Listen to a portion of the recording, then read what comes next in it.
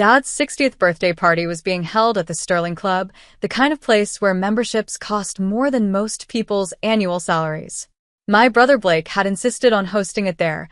Nothing but the best for Theodore Hastings, founder and CEO of Hastings Manufacturing. I arrived exactly on time, wearing a simple navy dress that Blake would probably call boring, and Mom would politely suggest I dress up more.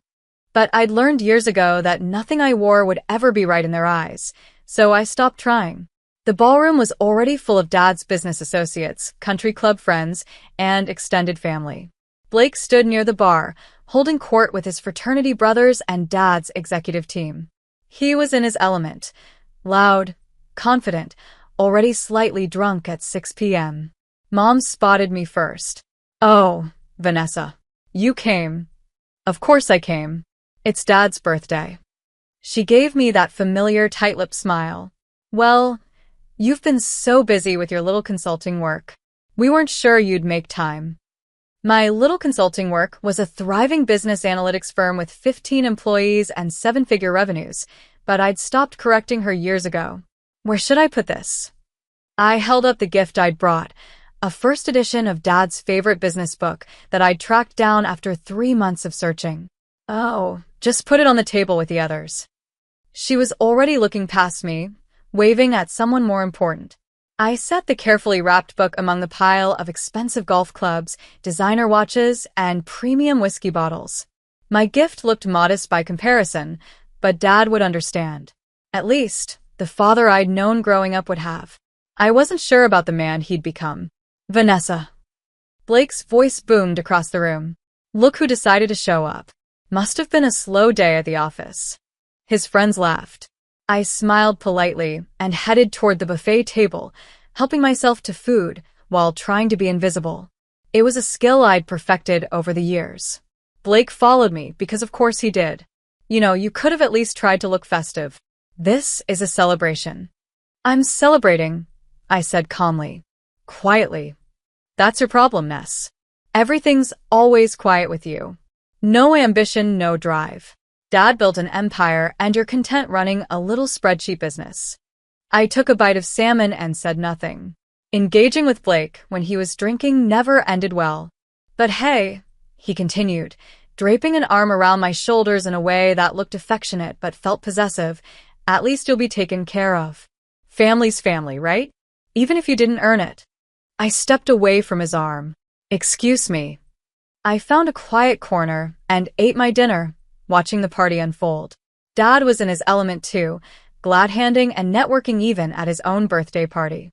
Mom floated between groups, playing the perfect hostess. Blake grew louder with each drink. And I stayed in my corner, invisible as always, until Dad stood up to give a speech. "Thank you all for coming," he said, his voice carrying across the ballroom. 60 years old. Hard to believe. Feels like just yesterday, I was starting Hastings Manufacturing in a rented garage with nothing but a drill press and a dream. Applause. Dad smiled, basking in it. "I've been blessed in business and in life. Great friends, wonderful colleagues, and most importantly, family." He gestured toward Mom, who beamed, then toward Blake, who stood up straighter. "My son Blake, who's been working alongside me for the past 8 years. Learning the business inside and out." More applause. Blake actually took a small bow. Dad's eyes found me in my corner. "And my daughter Vanessa, who's always been, well, she's here tonight and that means a lot." Polite, scattered applause. I nodded slightly, used to being the afterthought. "I'm not getting any younger," Dad continued. "And I've been thinking a lot about legacy, about succession, about what happens to Hastings Manufacturing when I'm gone." The room went silent. This was what everyone had been waiting for. "I haven't made any final decisions yet," Dad said, and I saw Blake's face fall slightly. "But I want you all to know that the company is in good hands. The next generation of Hastings leadership is ready." He raised his glass. "To family, to business, and to the future." "To the future," everyone echoed. As the party continued, I noticed Blake pulling Dad aside, their heads close together in intense conversation. I couldn't hear what they were saying, but Blake's body language was urgent, almost pleading. Dad patted his shoulder and nodded. Blake's face broke into a huge grin. 20 minutes later, Blake was back with his friends at the bar, and I was close enough to hear their conversation while pretending to examine the dessert table. "It's happening," Blake said, his voice carrying that particular tone of drunk confidence. "Dad's signing the business over to me. Finally." "Seriously?" one of his friends asked. "The whole thing?" 85%, Blake said. "Keeping 15 for himself to advise, but I'll be CEO, majority owner, the whole deal. We're meeting with the lawyers next week to draw up the papers." "What about your sister?" Blake snorted. "What about her? She walked away from the family business years ago to play with spreadsheets. Dad's giving her some token payout, but the company goes to me. As it should. I've earned this. I've put in the work." "She doesn't deserve it anyway," another friend chimed in. "No offense, but she's barely even here half the time." "Exactly," Blake agreed. "Dad built this company for someone who'd appreciate it, who'd carry on the legacy. That's me, not her." They all raised their glasses in congratulations. I watched Blake's face, flushed with alcohol and triumph and certainty that he'd finally won. I picked up a small plate of dessert and went back to my corner. About an hour later, there was a small commotion at the entrance. A distinguished-looking man in his 60s had arrived, scanning the crowd. Dad spotted him and frowned. "Robert? I wasn't expecting you tonight." Robert Morrison, Dad's corporate attorney for 20 years, looked uncomfortable. "Theodore, I apologize for the intrusion, but there's an urgent matter we need to discuss. It can't wait until Monday." Urgent?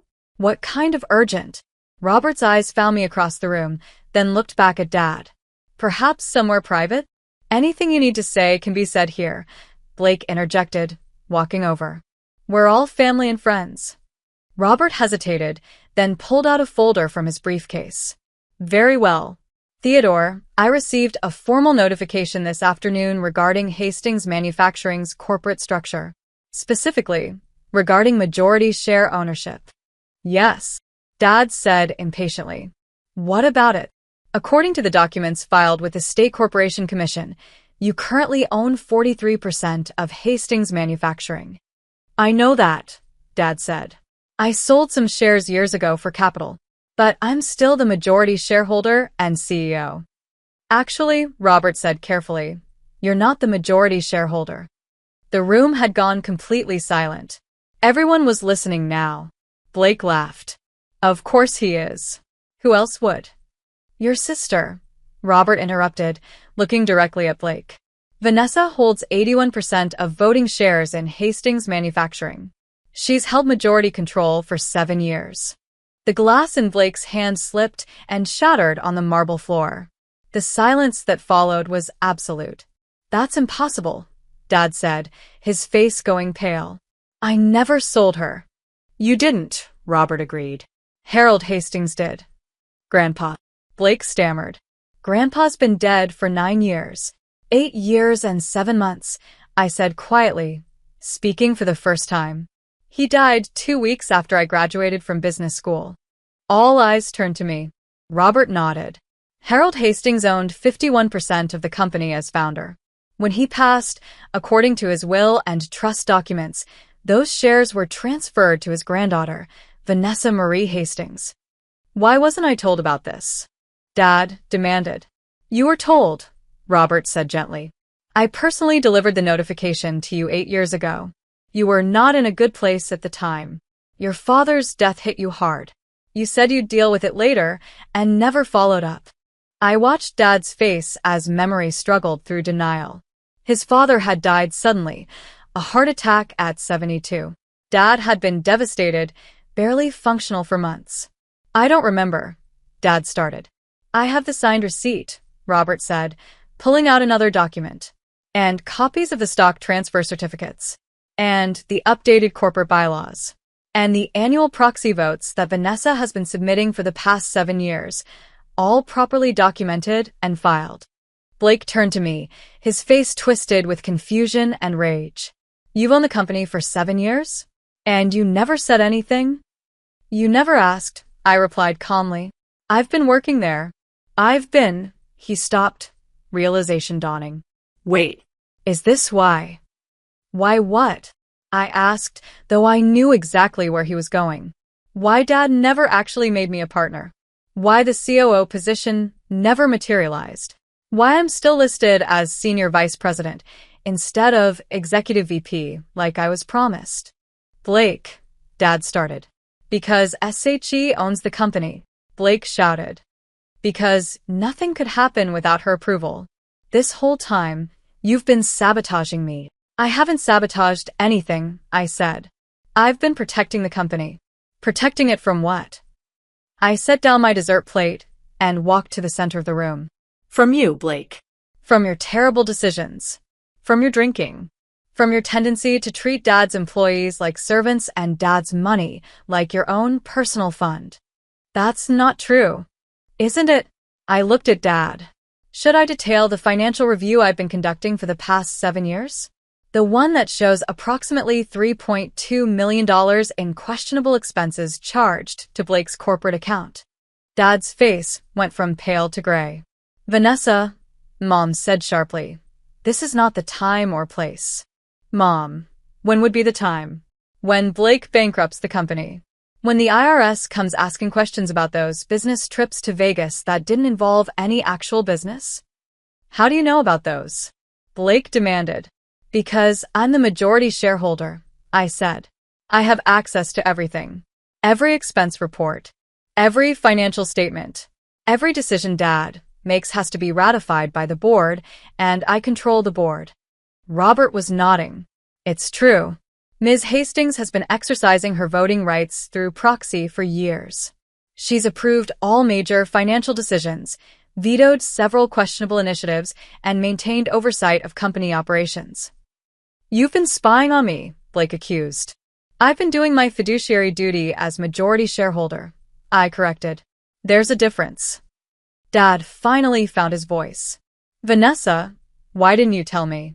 Why didn't we discuss this? We did discuss it, Dad. 8 years ago. You told me to handle it because you couldn't deal with Grandpa's death. So I handled it. By secretly controlling my company? It's not your company, I said gently but firmly. It's Grandpa's company. He founded it. He built it. And he left it to me. Why? Blake demanded. Why you and not Dad? Why you and not me? I pulled my own folder from my purse. I'd been carrying it all night, waiting for this moment. Because Grandpa saw clearly. He loved Dad, but he knew Dad's weaknesses. The need to be liked. The inability to say no. The tendency to choose family loyalty over business sense. I opened the folder and pulled out a letter. This is from Grandpa, written to me 2 weeks before he died. He knew his heart was failing. He knew he needed to make arrangements. Read it, Dad said quietly. I cleared my throat and began. Dear Vanessa, by the time you read this, I'll be gone. I hope your father gave you this letter personally, but knowing Theodore, he probably couldn't bring himself to do it. That's okay. It's who he is. I'm leaving you controlling interest in Hastings Manufacturing. Not because I love you more than your father or your brother, but because I trust you more. Theodore is a good man, but he's weak where Blake is concerned. He sees his son through the eyes of hope rather than reality. Blake is charming, confident, and utterly unfit to run this company. You, on the other hand, have something your brother lacks: integrity. You also have what your father lacks: the ability to make hard decisions. I know this will cause family problems. I know Theodore will be hurt. I know Blake will be furious. But sometimes love means protecting people from themselves. The company needs someone who'll put its interests first, who'll protect our employees, who'll maintain the standards I built over 40 years. That's you, Vanessa. It's always been you. I'm sorry to put this burden on you, but I trust you to carry it well. Asterisk love always, Grandpa Harold. The silence in the room was deafening. I folded the letter carefully and put it back in the folder. So that's it. Blake's voice was shaking. 8 years of my life, working for a company I thought I'd inherit, and it was all a lie. It wasn't a lie, I said. You do important work at Hastings. You're good at client relations, at sales, at being the public face. But Blake, You're not CEO material. You know it. I know it. Grandpa knew it. That's not your decision to make. Actually, it is. I'm the majority shareholder, which means I decide who runs the company. Dad spoke up, his voice heavy. And what have you decided? That Dad stays as CEO, I said. With some conditions. Conditions? I pulled out another document. I had Robert draw these up last month. Dad, you're good at running operations. You know the manufacturing side better than anyone. But the financial oversight needs to change. I handed him the document. Effective immediately, all expenses over $10,000 require board approval. All executive compensation changes require shareholder vote. And Blake's corporate credit card limit is reduced to $5,000 monthly. Blake's face was purple. You can't do this. I can, and I am. You've spent $180,000 this year alone on business expenses that have nothing to do with business. That ends now. Dad. Blake turned to our father desperately. Are you going to let her do this? Dad was reading the document, his hands shaking slightly. These terms are reasonable. Very reasonable, actually. More generous than I'd be if our positions were reversed. What? Blake looked betrayed. Son, she's right. About the expenses. About the oversight. I've been letting things slide because... He trailed off, looking at me with something like shame. Because you're my son, and I wanted to believe the best. So that's it. Blake looked around wildly at the assembled guests, most of whom were staring at their drinks, at the floor, anywhere but at the family drama unfolding. Everyone's just going to let her waltz in here and take over? I'm not taking over, I said patiently. I've been the majority owner for 7 years. I'm just done being invisible while you run the company into the ground. Blake grabbed his jacket. I'm done. I quit. You can run your precious company yourself. Blake, wait. Dad started. But Blake was already storming out, his friends trailing awkwardly behind him. The party, unsurprisingly, ended shortly after that. Dad called an emergency board meeting for Monday morning. I drove down from my home office Sunday night, checking into a hotel near Hastings Manufacturing Headquarters. I hadn't been to the facility in 3 years. I'd done all my shareholder duties remotely, reviewing documents, attending board meetings via video conference, exercising my proxy votes. But I'd never set foot on the property since Grandpa's funeral. Walking through those doors felt surreal.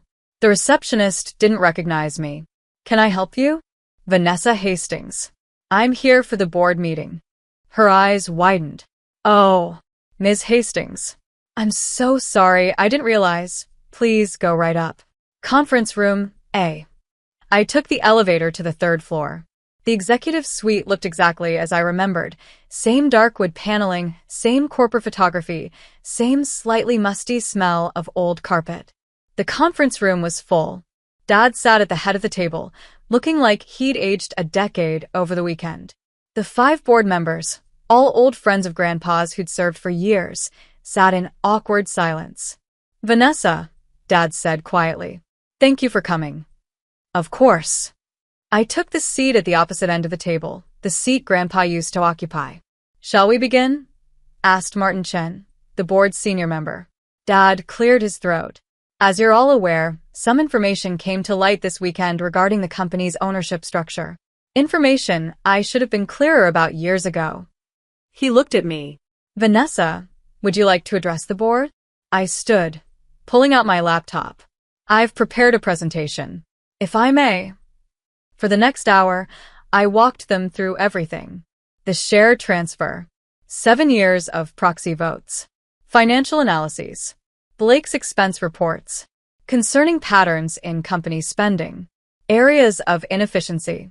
Opportunities for growth. I'd been doing this work for years, but always remotely, always quietly. Now I laid it all out in detail. When I finished, Martin spoke first. This is thorough. Very thorough.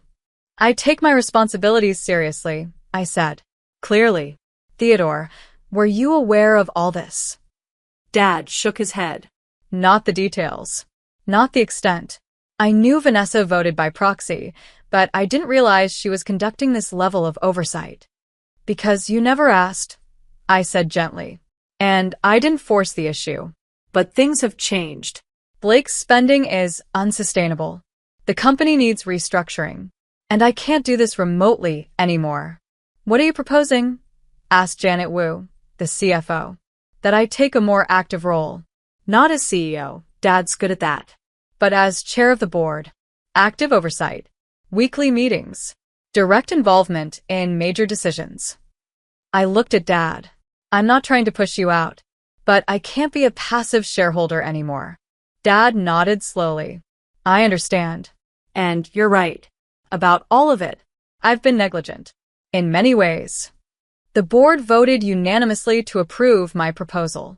I was officially chair of the board of Hastings Manufacturing. After the meeting, Dad asked me to stay. I owe you an apology, he said once we were alone. Many apologies, actually. Dad. Let me finish. I've been a terrible father to you, Vanessa. Not intentionally, but that doesn't make it better. I always favored Blake. Always saw him as my successor. Always dismissed your accomplishments because they weren't what I wanted you to accomplish. He sat down heavily. Your grandfather saw what I couldn't, or wouldn't. That Blake is charming but irresponsible. That you have the integrity and intelligence this company needs. That I was too weak to admit it. You're not weak, Dad. I am. Especially where Blake is concerned. I wanted so badly for him to be ready. To be worthy. I overlooked everything that proved otherwise. What are you going to do about Blake? I asked. Dad sighed. I don't know. He's not speaking to me. Your mother is furious with both of us. The family's fractured. The family's been fractured for years, I said quietly. We're just finally being honest about it. Blake showed up at my hotel that night, drunk and angry. You destroyed everything, he slurred when I opened the door. 8 years of my life. My future. My relationship with Dad. All of it. Blake, you're drunk. Go home. Home. He laughed bitterly. To what? To Mom crying? To Dad not looking at me? To knowing that my little sister has been pulling the strings this whole time? I wasn't pulling strings. I was protecting the company. From me. You were protecting it from me. He pushed into the room, and I let him, because fighting a drunk Blake never worked. You think you're so much better than me. So much smarter. So much more worthy. I don't think that. Yes, you do, he shouted. You and Grandpa both. You both decided I wasn't good enough. Wasn't smart enough. Wasn't worthy of the family business. Blake, sit down. Please. He collapsed into a chair, his anger dissolving into something that looked like grief. I tried so hard. For 8 years, I worked my ass off. And it didn't matter. Because you owned it all along. You didn't work that hard, I said gently but honestly. You came in late, left early, took long lunches, charged personal expenses to the company. I have the records, Blake. All of them. Because it didn't matter. He looked up at me with red eyes. Why work hard when the outcome was predetermined? When my baby sister already owned everything? You didn't know I owned it. You worked that way because that's who you are. The truth of that hung in the air between us. What happens now? He asked finally. That depends on you. On me. I sat down across from him. You're still senior VP. You still have a job. You're still good at client relations. If you can get your spending under control, if you can show up consistently, if you can actually do the work you're being paid for, then you keep that position. Under your supervision. Under appropriate oversight, yes. That's how businesses work, Blake. Especially when you've proven you can't be trusted with unlimited funds. He was quiet for a long moment. And if I can't do that? If I can't work for my little sister? Then you resign, and we part ways professionally. You'd still be family, but you wouldn't be at Hastings. Some choice. It's more of a choice than you've given Dad for 8 years, I pointed out. You've been running up expenses, making promises to clients without board approval, treating the company like your personal playground. At least I'm giving you an option to fix it. He stood up, swaying slightly. I need to think. Take your time. But Blake. He paused at the door. Get help. For the drinking. Please. He left without responding. Blake did get help. Not immediately. It took another month of spiraling before he finally checked himself into a treatment program. 60 days inpatient, followed by intensive outpatient therapy. When he came back to work, he was different. Quieter. More focused. Actually present in meetings instead of just physically there. I'd restructured his role while he was gone. Smaller client portfolio. Direct supervision from Janet. Strict expense limits. He accepted it without argument. "I'm not happy about this," he told me in our first one-on-one meeting after his return. "But I'm trying to understand it. That's all I ask." I talked a lot about family in therapy, about being the golden child, about how that messed me up in ways I didn't realize. And I'm starting to see how I treated you. How we all treated you. Like, you didn't matter because you weren't who we wanted you to be. Blake. No, let me say this. I'm sorry. For all of it. For the dismissal, the mockery, the assumptions. For taking credit for work you were doing behind the scenes. For never once asking if you wanted to be involved. It was the first real apology I'd ever gotten from him. "Thank you," I said. "That means a lot." "I don't know if we can have a real relationship," he continued. "Brother-sister, not just boss-employee. But I'd like to try. If you're willing." "I'm willing," I said. "But Blake, it has to be real. Not just you wanting back into my good graces for business reasons." "I know. I'm in therapy twice a week. Working on it. All of it. We weren't close. Probably never would be. But it was something. With active oversight, Hastings Manufacturing transformed. I brought in consultants to streamline operations. Updated technology systems. Improved employee benefits. Cut wasteful spending while investing in growth areas. In 6 months, profits were up 18%. Employee satisfaction scores rose. We landed 3 major contracts that had been stalled for years. Dad and I developed a working rhythm. He handled day-to-day operations. I handled strategic planning and financial oversight. We met twice weekly to coordinate. "Your grandfather would be proud," he told me one day. "Of the company?" Of you. "Of how you've handled all this." "I'm proud too, even though I haven't shown it well." "You're showing it now. That matters." Mom was slower to come around. She still blamed me for ruining Blake's life and embarrassing the family. But eventually, even she had to admit the company was thriving. "I still don't understand why your grandfather did this," she said over lunch one day. "Why he cut out his own son. He didn't cut out Dad. Dad still has shares, still has salary, still runs the company. But you have control. Because Grandpa trusted me to use it well. And I have." She sighed. "I suppose you have. But it's changed everything." "Everything was already changed, Mom. We were just pretending otherwise." I stood in the conference room where, a year ago, Robert Morrison had shattered Blake's glass and my family's illusions. The board was assembled for our annual shareholder meeting. But this year, there was a new face, a young woman in her 20s, looking nervous. "Everyone," I said, "I'd like to introduce Taylor Morrison. She's joining our board as an advisor." Taylor just completed her MBA and has some innovative ideas about sustainable manufacturing. Taylor was Robert's granddaughter, brilliant and passionate about environmental business practices. She reminded me of myself at that age, full of ideas, desperate to prove herself, underestimated by everyone around her. I'd mentored her for 6 months. Now I was bringing her into the family business. "Vanessa," Dad said after the meeting, "was that necessary? She's very young." "So, was I when Grandpa left me 81% of the company," I pointed out. "Age isn't the issue. Vision is." He nodded slowly. "You're building your own legacy." "I'm building Grandpa's legacy. The one he entrusted to me." That evening, I visited Grandpa's grave. I'd been coming monthly since that birthday party, updating him on the company, on the family, on everything he'd set in motion. "It's been a year, Grandpa," I said, arranging fresh flowers. "A year since everything came out. Since Blake learned the truth. Since Dad realized what you'd done." The cemetery was quiet, just birds and wind. The company's doing well. Really well. Blake's in recovery. Dad and I have a better relationship than we've had in years. Mom's mom. But she's trying. I sat on the bench near his headstone. I understand now why you did it. Why you gave me this burden. It wasn't just about protecting the company. It was about protecting me, giving me proof that I mattered, that I was worthy, that your faith in me was real and documented and legally binding. Tears came, but they were gentle, healing tears. You saw me when no one else did. You believed in me when my own parents couldn't.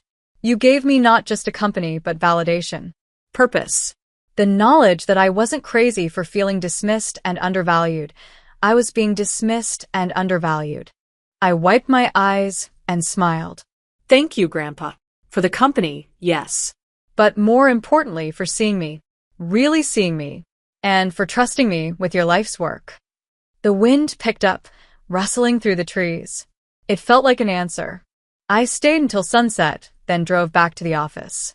There was work to do. There was always work to do. But now it was work I chose. Work I controlled. Work that validated everything I'd always known I was capable of. Grandpa had given me that gift, and I would honor it every single day.